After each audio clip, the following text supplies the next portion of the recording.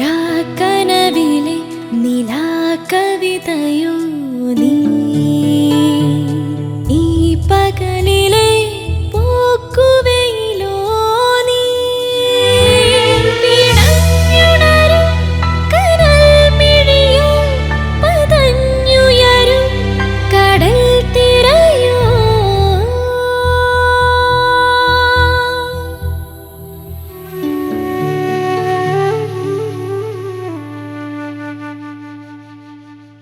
രവിക്കും സബിതയ്ക്കും വേണ്ടിയാണ് ശ്രുതി ഇവിടെ നിൽക്കുന്നതെന്നും അവൾ പ്രസവിക്കുന്ന കുഞ്ഞിനെ അവർ ദത്തെടുക്കാൻ പോവുകയാണെന്നും ജയസുധ വെളിപ്പെടുത്തുന്നു.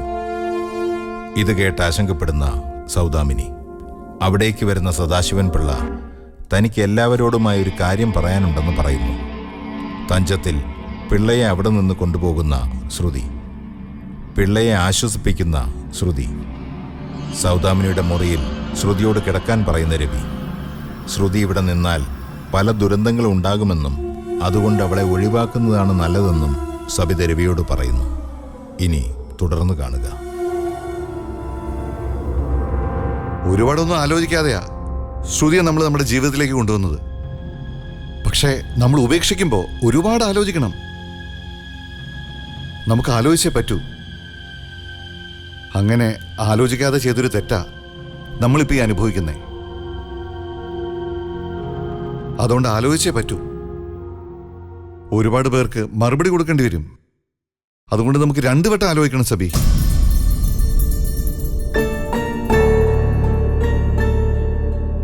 വെറും 2 മാസം പ്രഗ്നന്റ് ആയ ഒരു കുട്ടിയാ നമ്മൾ ഈ വീട്ടിലേക്ക് കൊണ്ടുവന്നത്. ഇപ്പോ നിറവയറോട് നിൽക്കുന്ന 2 ജീവനെ ഉപേക്ഷിക്കാൻ നമ്മൾ 2 വട്ടം ആലോചിക്കണം സബി. പരിഹാരമുണ്ട്. പരിഹാരം ഉണ്ടാക്കാം. നീ സമാധാനിക്ക്, വിഷമിക്കാതെ. ചെല്ല്, അമ്മയുടെ അടുത്തേക്ക് ചെല്ല്. സമാധാനമായിട്ട് അമ്മയുടെ അടുത്തേക്ക് ചെല്ല് സബി.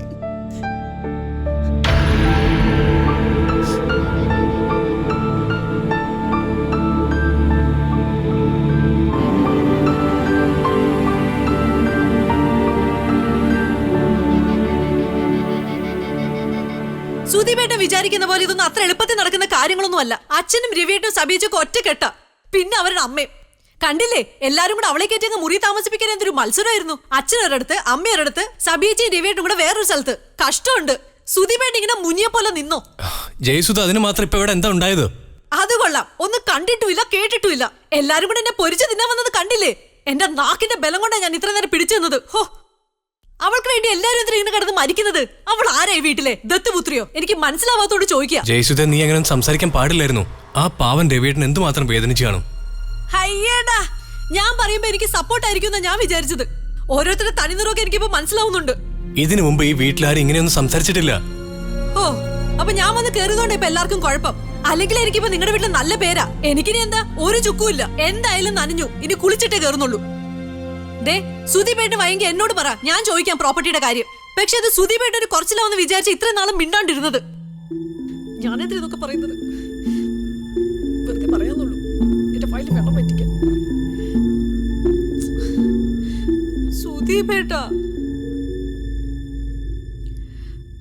സുധീപേട്ട പ്ലീസ് ചോദിക്ക്. സുധീപേട്ട, ഇതാ പറ്റിയ സമയം. ചെല്ല്. യതിയങ്ങൾ ഇടയ്ക്കിടയ്ക്ക് വിളിച്ച് ചോദിക്കും എന്തായിന്ന്. ഞാൻ എന്താ പറയണ്ടേ? ഇത്രയ്ക്ക് കഴിവില്ലാത്ത ആളെന്റെ ഭർത്താവെന്ന് പറയാൻ പറ്റുമോ? അല്ലെങ്കിൽ പിന്നെ അവരോട് നേരിട്ട് വന്ന് ചോദിക്കാൻ പറയണം. അതൊക്കെ നാണക്കേടല്ലേ സുധീപേട്ട? പ്ലീസ്. ഇതിനൊക്കിടയിൽ ഞാൻ രവിയേട്ടനോടൊന്നുകൂടി പറയാം, അച്ഛനോട് സംസാരിക്കാൻ. നടക്കുന്ന കാര്യമെല്ലാം പറ സുധീപേട്ട. ഇതുവരെ എന്തെങ്കിലും ഒരു കാര്യത്തിനൊരു നീക്കുപോക്കുണ്ടായോ? ഇല്ലല്ലോ. രവിയേട്ടനോട് വലിയ കാര്യത്തിന് പോയി പറഞ്ഞതല്ലേ. എന്നിട്ട് എന്തായി? ഇനിയിപ്പോ രവിയേട്ടൻ പറയാന്ന് പറഞ്ഞാലും സബീജി 100% കയറി ഉടക്കും, ഉറപ്പാ. സുധീപേട്ടൻ തന്നെ ചോദിച്ചാ മതി. ചെല്ലു സുധീപേട്ട. ശരി, ചോദിക്കാം. കുറച്ച് സമയം കൊടുത്താ. സുധീപേട്ട, ഐ എം സീരിയസ്. സുധീപേട്ടൻ തന്നെ അച്ഛനോട് നേരിട്ട് സംസാരിക്കണം. അല്ലെങ്കിൽ ഒന്നും നടക്കില്ല. അച്ഛന്റെ മനസ്സിൽ എന്താന്ന് ആർക്കറിയാം? ഒരു പിടിയുമില്ല. കണ്ടില്ലേ, ശ്രുതിക്കാണ് ഈ വീട്ടിൽ സപ്പോർട്ട് കയറി കയറി വരുക. രണ്ടിലൊന്നും അറിയണം, കിട്ടുവോ ഇല്ലയോ. തന്നില്ലെങ്കിൽ നമുക്ക് യതിയങ്ങളോട് സംസാരിച്ച് വേറെ വഴി നോക്കണം. അതിനു വേണ്ടിയിട്ടാ. ആ പ്രോപ്പർട്ടിയെ പറ്റി എന്തെങ്കിലും അറിയാതെ ഞാൻ പ്രവീണേട്ടനോട് എന്ത് പറയാനാ? അത് ഓർക്കണ്ടേ സുദീപേട്ടാ? പ്ലീസ് ചോദിക്ക്. ചോദിക്കാം, അച്ഛനോട് ഞാൻ തന്നെ ചോദിക്കാം. അല്ലെങ്കിൽ തന്നെ ഈ രവിയേട്ടനെ സംയോജിക്കുന്ന ഒരു വിവരമില്ലേ? അവരിപ്പോ എന്തിനാ ഒരു കൊച്ചിനെ ദത്തെടുക്കുന്നതെന്നേ എത്ര ആലോചിച്ചിട്ട് എനിക്ക് മനസ്സിലാവുന്നില്ല. നമുക്ക് എന്തായാലും ഉടനെ ഒരു കുഞ്ഞുണ്ടാവും. അതിനെ സ്വന്തം കൊച്ചിനെ പോലെ അങ്ങ് വളർത്തിയാ പോരെ. വേറൊരു കൊച്ചിനെ ദത്തെടുക്കേണ്ട വല്ല ആവശ്യമുണ്ടോ? എത്രയോ വീടുകൾ അങ്ങനെയൊക്കെ നടക്കുന്നു. പിന്നെ കുഞ്ഞുങ്ങളുണ്ടാവാൻ കുറച്ച് നല്ല മനസ്സൊക്കെ വേണം. അതെങ്ങനാ? നീ എങ്ങനെയൊന്നും പറയല്ലേ പ്ലീസ്. ഓ, അല്ലെങ്കിൽ അങ്ങനെയല്ലേ വരൂ. സ്വന്തക്കാരെ പറയുന്നത് ആർക്കും പിടിക്കില്ല. എല്ലാവരുടെയും മുമ്പിലേ ഞാനിപ്പോ ഈ സീരിയലൊക്കെ കാണുന്ന പോലെ ഭയങ്കരയും ഭദ്രകാളിയും മനസാക്ഷി ഇല്ലാത്തോളൂ. ആർക്കു വേണ്ടിയാ സുദീപേട്ടാ? നമുക്ക് വേണ്ടിയല്ലേ. കാര്യങ്ങൾ നേടാൻ അങ്ങനെയൊക്കെ സംസാരിക്കേണ്ടി വരും. അല്ലെങ്കിൽ പിന്നെ കണ്ടറിഞ്ഞ് തരുന്നവരായിരിക്കണം. ഇതെന്തായാലും അങ്ങനൊന്നുമല്ല. സുദീപേട്ടാ, എനിക്ക് തോന്നുന്നതേ ഇതിനകത്ത് എന്തൊക്കെയോ വലിയ കളികളുണ്ടെന്നാ. കണക്കിലധികം സ്വത്തുണ്ട്. സുദീപേട്ടന് വല്ലതും അറിയാമോ? എന്താ, എവിടാ, എങ്ങനാന്നൊക്കെ? എനിക്ക് കൃത്യമായിട്ടൊന്നും അറിയില്ല എന്തൊക്കെയാണ് എവിടേക്കാണെന്ന്. കൊള്ളാം, മിടുക്കൻ. വയസ്സ് ഇത്രയായില്ലേ, സ്വന്തം വീട്ടിൽ എന്തൊക്കെ ഉണ്ടെന്ന് പോലും അറിയില്ല. ഞാൻ ഇനി നാട്ടുകാരോട് ചോദിച്ചു അറിയണമായിരിക്കും. അങ്ങനെ ഒരു ആവശ്യം വന്നിട്ടില്ല, അതുകൊണ്ട് തിരക്കിട്ടുമില്ല. തിരക്കണം. ഇല്ലെങ്കിൽ നമുക്ക് ഇതൊക്കെ എങ്ങനെ വീതം വയ്ക്കുന്ന വല്ല ധാരണയുണ്ടോ? എവിടെ എന്തേലും കിട്ടിയിട്ട് എന്താ കാര്യം? ഒരു കാര്യമില്ല. അതുകൊണ്ട് നമുക്ക് കൃത്യമായ ധാരണ വേണം, കണക്ക് കൂട്ടൽ വേണം സുദീപേട്ടാ. സുദീപേട്ടൻ ഇങ്ങനെ പാവാവല്ലേ സുദീപേട്ടാ? പിന്നെ ദുഃഖിക്കേണ്ടി വരും, നോക്കിക്കോ. ഞാൻ മാത്രം എന്തിനാ ഇങ്ങനെ കിടന്ന് വെപ്രാളപ്പെടുന്നേ? നീ പറയുന്നൊക്കെ ശരിയാ. എല്ലാം അതിൻ്റെ ഒരു നാക്കിൽ അച്ഛൻ ചെയ്തു തരും. നമ്മളെക്കാളും കാര്യഗൗരവമുള്ള മനുഷ്യനാ. അത് വിചാരിച്ചോണ്ടിരുന്നോ? ഞാൻ വന്ന കാലം മുതൽ കാണുന്നതാ പിള്ളേച്ചാച്ചന്റെ കാര്യഗൗരവം. പിള്ളേച്ചാച്ചനെ നല്ല കാര്യഗൗരവം ഉണ്ടായിരുന്നെങ്കിലേ പന്തളത്ത് കിടക്കുന്ന 45 സെന്റ് സ്ഥലം ഉണ്ടല്ലോ, അച്ഛന്റെ പേരിൽ കിടന്നേനെ. പന്തളത്ത് 45 സെന്റ് സ്ഥലോ? അത് നിനക്കെങ്ങനെ അറിയാം? എന്റെ പൊന്നു സുദീപേട്ട, ഞാനേ ഹൈക്കോടതിയിൽ അഡ്വക്കേറ്റ് യതീന്ദ്രനാഥിന്റെ മരുമോളാ. തലയ്ക്കകത്ത് ഇത്തിരി ബുദ്ധിയുള്ളവളാ. അങ്കിൾ എപ്പോഴും പറയുമായിരുന്നു എന്നൊരു വക്കീലാക്കണോന്ന്. എന്റെ അച്ഛൻ സമ്മതിക്കാത്തോണ്ടാ. പന്തളത്ത് മാത്രമല്ല, മാന്നാറിലെ കുഞ്ഞമ്മാവന്റെ മക്കളുമായി കേസിൽ കിടക്കുന്ന 2 ഏക്കർ സ്ഥലമില്ലേ, അതും എനിക്കറിയാം. പന്തളത്തെ സ്ഥലം അപ്പച്ചിയുടെ കയ്യിലാ. അപ്പച്ചിക്കാണീ മക്കളും ഇല്ല. ആ സ്ഥലം ഉറപ്പായിട്ട് നമുക്ക് കിട്ടും. തന്ത്രത്തെ അപ്പച്ചി അങ്ങ് കൂടെ നിർത്തിയാ മതി. അപ്പച്ചിയുടെയും അച്ഛന്റെയും പേരിലാ സ്ഥലമൊക്കെ. പിന്നെ ചാരുമൂട്ടിലെ വയല്, അതിനോട് ചേർന്നുള്ള 18 സെന്റ് സ്ഥലം, പിന്നെ മാവേലിക്കരയിൽ 5 ഏക്കർ, ഇവിടത്തെ 3 ഏക്കർ, രവിയേട്ടന്റെ ഓഫീസ് ഇരിക്കുന്ന 8 സെന്റ് സ്ഥലവും ബിൽഡിങ്ങും. അങ്ങനെ ഞാൻ തരാം സുദീപേട്ടന് കൃത്യമായുള്ള കണക്ക്. കേസിൽ കിടക്കുന്ന സ്ഥലം നമുക്ക് യതിയങ്ങളെ കൊണ്ട് തന്നെ ഡീൽ ചെയ്യിക്കാം. അങ്കിള് റെഡിയാണെന്ന് പറഞ്ഞിട്ടുണ്ട്. ഇതൊക്കെ കണക്ക് പറഞ്ഞ് തന്നെ മേടിക്കണം സുദീപേട്ട. നമ്മളായിട്ട് എന്തിനാ സുദീപേട്ട കുറയ്ക്കുന്നത്? സുദീപേട്ട, നമുക്ക് നമ്മുടെ സ്വപ്നങ്ങളും ആഗ്രഹങ്ങളും ഒക്കെ സാധിക്കണ്ടേ? അതിനു വേണ്ടിട്ടല്ലേ ഞാനിങ്ങനെ എല്ലാവരുടെ മുമ്പിലും വഴക്കിടുന്നതും ശത്രു ആവുന്നതൊക്കെ. പക്ഷെ സാരമില്ല, എന്റെ സുദീപേട്ടൻ എന്റെ കൂടെ നിന്നാ മതി. വാ സുദീപേട്ട, വാ വാ സുദീപേട്ട.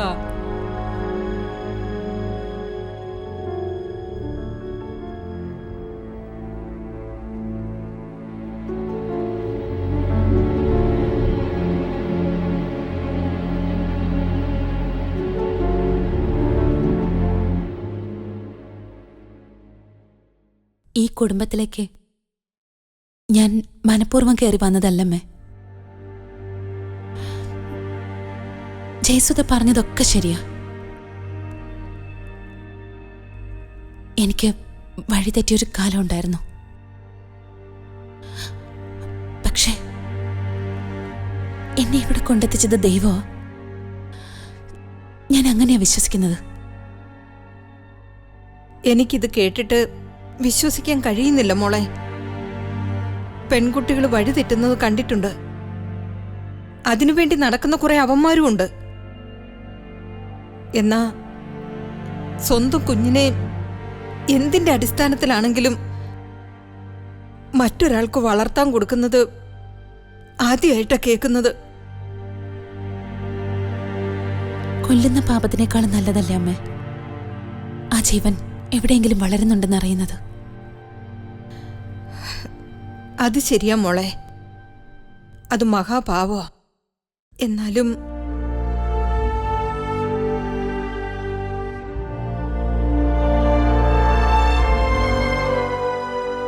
എനിക്കൊരു ജീവിതം വേണം അമ്മേ.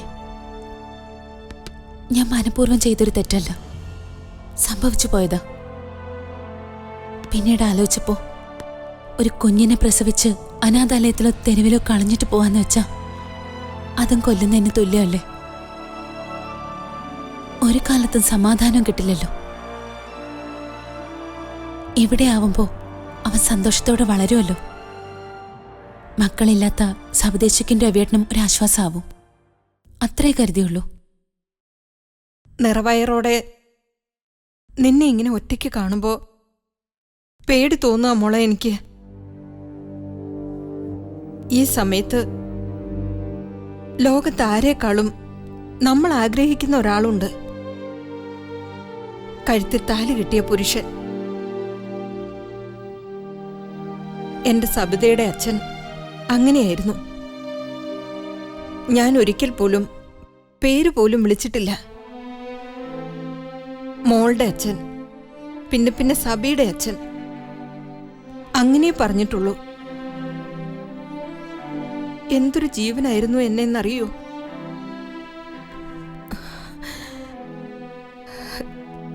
സബിയെ ഗർഭിണിയായതു മുതൽ എന്റെ പുറകിൽ നിന്ന് മാറിയിട്ടില്ല.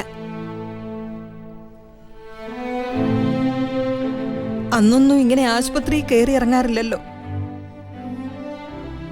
നാട്ടിലെ വൈദ്യന്മാരെയൊക്കെ തേടിപ്പിടിച്ച് മരുന്നും കുഴമ്പും ലേഹ്യങ്ങളും ഒക്കെ ഉണ്ടാക്കിക്കൊണ്ടുവന്ന് എന്നെ ശുശ്രൂഷിക്കും. എന്റെ കൂടെ തന്നെയായിരുന്നു. ഞാനും അദ്ദേഹത്തെ ഒത്തിരി മോഹിച്ച് സ്വന്തമാക്കിയതാ മോളെ. ഞങ്ങൾ അടുത്തടുത്ത് വീട്ടുകാരായിരുന്നു. കുഞ്ഞുനാളിലേ ഉള്ള കൂട്ട്. അവർക്ക് കാശിത്തിരി കുറവായിരുന്നു. അമ്മാവന്റെ മോന്റെ കൂടെയാ എന്റെ കല്യാണം ആദ്യം നിശ്ചയിച്ചത്. പക്ഷേ എന്റെ അച്ഛനോടും അമ്മയോടും ഒക്കെ വഴക്കിട്ട് ഞാൻ എന്റെ ആളുടെ കൂടെയുള്ള ജീവിതം നേടി. അമ്മാവന്റെ മകൻ എന്നെ ഇഷ്ടമായിരുന്നു. അവൻ എന്നെ കിട്ടാതെ വന്നപ്പോ ആ വാശിക്ക് വേറൊരു പെണ്ണിനെ കെട്ടി. ആകെ തകർന്നു. മദ്യപിച്ച് ആ കുടുംബമൊക്കെ നാമാവിശേഷമായി. അവന് വേറെ ചില പെൺകുട്ടികളുമായി ബന്ധമുണ്ടായിരുന്നു. അവസാനം ആ പെൺകൊച്ചിന് വിഷം കഴിക്കേണ്ടി വന്നു. അതും 3.5 മാസം ഗർഭിണിയായിരുന്നപ്പോ. ഓരോരോ വിധികൾ.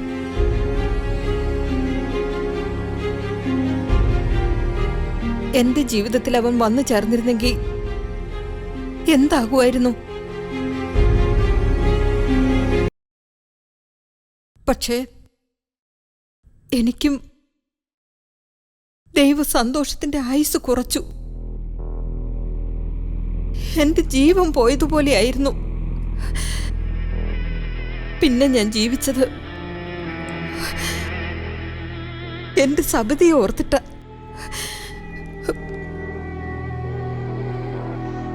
ഞാനിതൊക്കെ എന്തിനാ മോളോട് പറഞ്ഞെന്നറിയോ?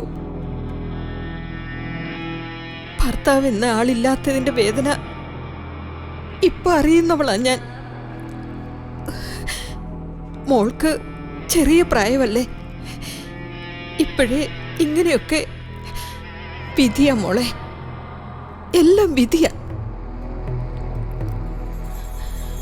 ചിലർ സ്വയം തീർക്കുന്ന വിധികളും ഉണ്ടല്ലോ.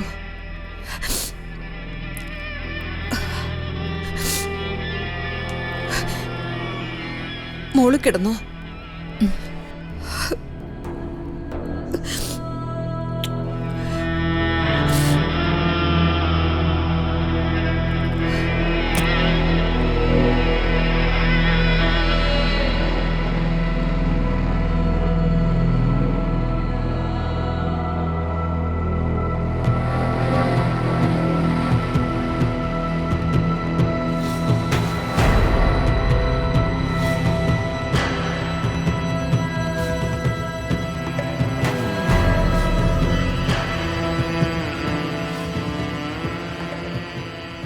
മോളെ സബി, സബി വരുന്നമ്മേ. മോളെ. എന്താ അമ്മേ?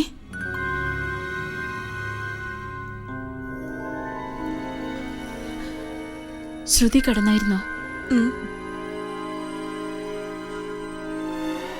അവള് മരുന്ന് കഴിച്ചോ? മരുന്നൊക്കെ കഴിച്ചു. ഡോക്ടറെ കുറച്ചു മുമ്പ് ഞാൻ വിളിച്ചിരുന്നു. ഞായറാഴ്ച ചെക്കപ്പിന് ഇങ്ങോട്ട് വരാമെന്ന് പറഞ്ഞു. കുറച്ചു ദിവസം കൂടെ പടി കയറുകയോ അധികം നടക്കുകയോ ഒന്നും ചെയ്യരുതെന്നാ ഡോക്ടർ പറഞ്ഞിരിക്കുന്നേ. അതിനേക്കാളും വേണ്ടത് മനസ്സമാധാനമല്ലേ മോളെ? അതവൾക്കും ഇല്ല. അവള് കാരണം നമുക്കും ഇല്ല.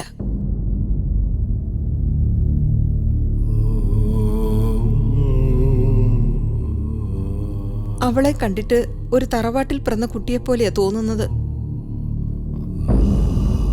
ഇന്നലെ വരെ ശ്രുതിയെ കണ്ടപ്പോൾ തോന്നാതിരുന്ന കാര്യങ്ങളാ ഇപ്പൊ തോന്നുന്നത്. അതെന്താ അമ്മേ അങ്ങനെ? നാളെ അവളുടെ വയറ്റിലെ കുഞ്ഞ് എന്റെ പേരക്കുട്ടിയായി ഈ വീട്ടിൽ വളരേണ്ടതല്ലേ മോളെ? അല്ലേ രവി? എന്നെ അമ്മാമ്മയെന്ന് വിളിക്കേണ്ട കുഞ്ഞല്ലേ? അതിനൊക്കെ യോഗം ഉണ്ടെങ്കിൽ നടക്കും അമ്മേ. എന്നാലും മക്കളെ, അവളെക്കുറിച്ച് കൂടുതൽ എന്തെങ്കിലും അറിയാവോ നിങ്ങൾക്ക്? അവള് പറഞ്ഞതിൽ കൂടുതൽ ഒരു കാര്യങ്ങളും ഞങ്ങൾക്ക് അറിയില്ലമ്മേ.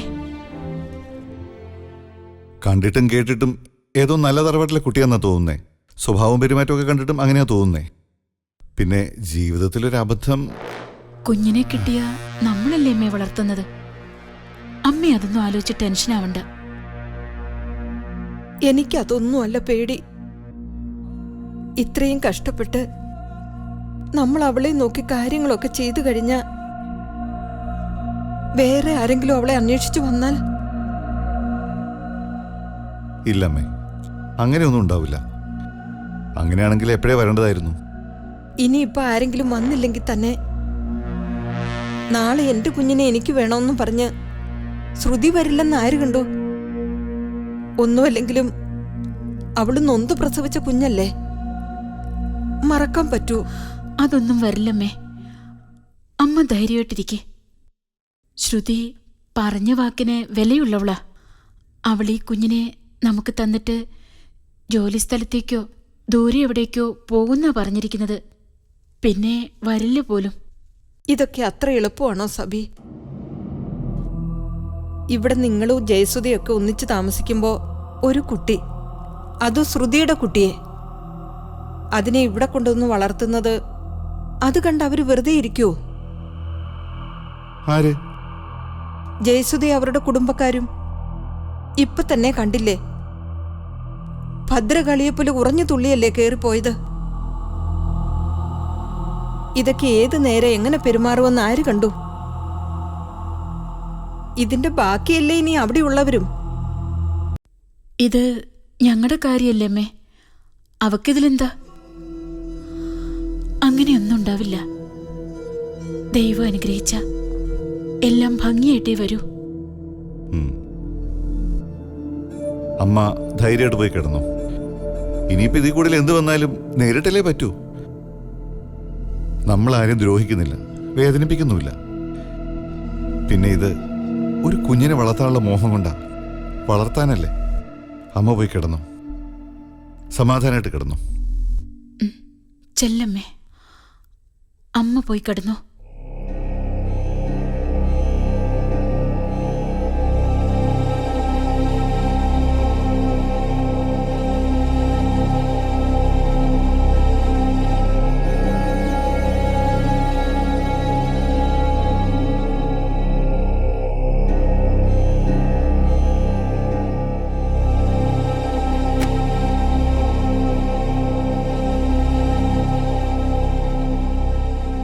അമ്മ പറഞ്ഞതില് കാര്യമില്ലാതില്ല രവി.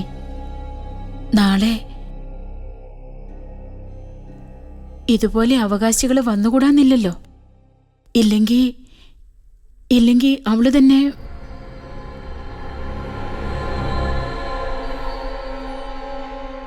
എല്ലാവർക്കും ബാധ്യതയാവുന്നത് നമ്മളായിട്ട് ഒഴിവാക്കി വിടുന്നത് നല്ലതാന്നാ ഞാൻ പറഞ്ഞത്.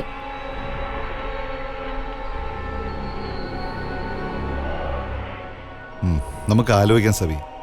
നീ കിടക്കാൻ നോക്ക്.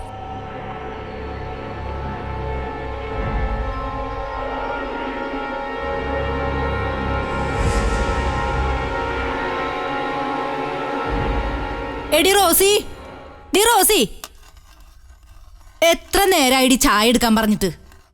അച്ഛനവിടെ വെയിറ്റ് ചെയ്യല്ലേ? അതിന് ചായ മാത്രം പോരല്ലോ അമ്മച്ചി, കൂട്ടലും വേണ്ടേ? ചമഞ്ഞൊരുങ്ങണ നേരത്തെ ജോലി ചെയ്തൂടെ നിനക്ക്? വേഗം എടുക്ക്. അമ്മാമ്മച്ചേ, അമ്മാമ്മച്ചേ, അമ്മാമ്മച്ചി എന്തെങ്കിലും കായ അമ്മാമ്മച്ചി. നീ കിടന്ന് വെപ്രാളം കൂട്ടാതടാ. നീ ഇപ്പൊ എന്തിനാ ഇങ്ങോട്ട് വന്നേ? അവിടെ ഫാദർ മാത്രല്ലേ ഉള്ളൂ. അമ്മാമ്മച്ചി, എന്തടാ ഇത് നടക്കൂ അമ്മാമ്മച്ചി? എന്തുട്ടെന്ന്? ഈ കല്യാണേ. ഡാ, നിന്റെ കരുനാക്കെടുത്ത് വളയ്ക്കാതടാ വർക്കി. എന്തിനും നിനക്ക് മുടക്ക് വർത്താനല്ലാണ്ട് വേറൊന്നും നിന്റെ നാവില് വരില്ല. നീ പിന്നെ എങ്ങനെയാടാ ഈ പള്ളി കമ്മിറ്റി രാഷ്ട്രീയമൊക്കെ കൊണ്ട് നടക്കുന്നേ?